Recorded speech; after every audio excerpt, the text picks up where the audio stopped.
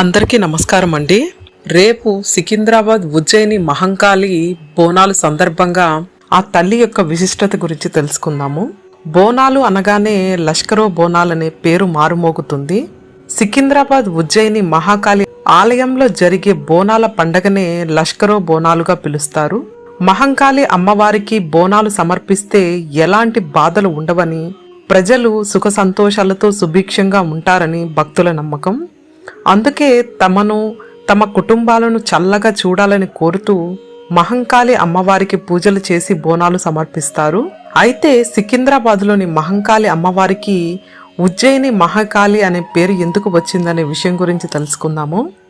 సికింద్రాబాద్లోని పాత బోయగూడకు చెందిన సూరటి అప్పయ్య బ్రిటిష్ ఆర్మీలో పనిచేసేవారు.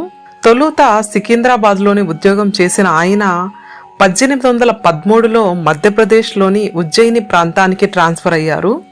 ఆయన అక్కడ విధుల్లో చేరిన కొద్ది రోజుల్లోనే ఉజ్జయిని ప్రాంతంలో కలరా వ్యాధి విజృంభించింది. వేలాది మంది ప్రాణాలు కోల్పోయారు.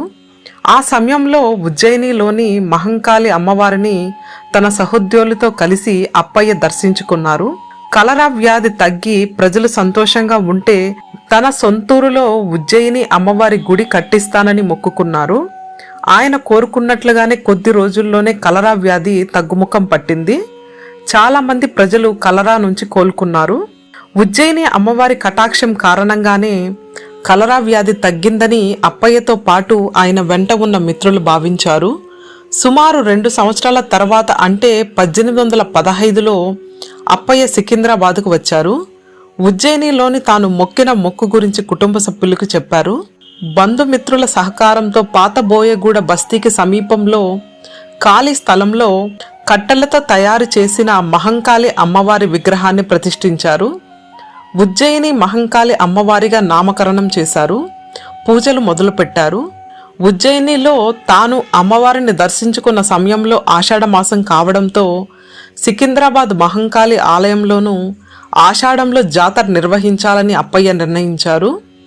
జాతరకు వచ్చే భక్తులకు నీటి సౌకర్యం కల్పించాలనే ఉద్దేశంతో పక్కనే ఉన్న బావికి మరమ్మతులు చేస్తుండగా మాణిక్యాల అమ్మవారి విగ్రహం దొరికింది.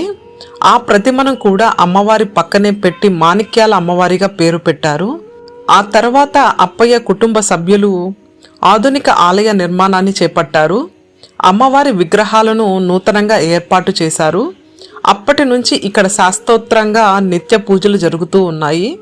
మహంకాళి అమ్మవారు ఒక చేతిలో ఖడ్గం, మరో చేతిలో భరణితో దర్శనమిస్తారు. అప్పయ్య గుడి నిర్మించిన నాటి నుంచి అంటే 1815 నుంచి ఆషాఢ మాసంలో ప్రతి ఏటా బోనాలు జాతర నిర్వహిస్తున్నారు.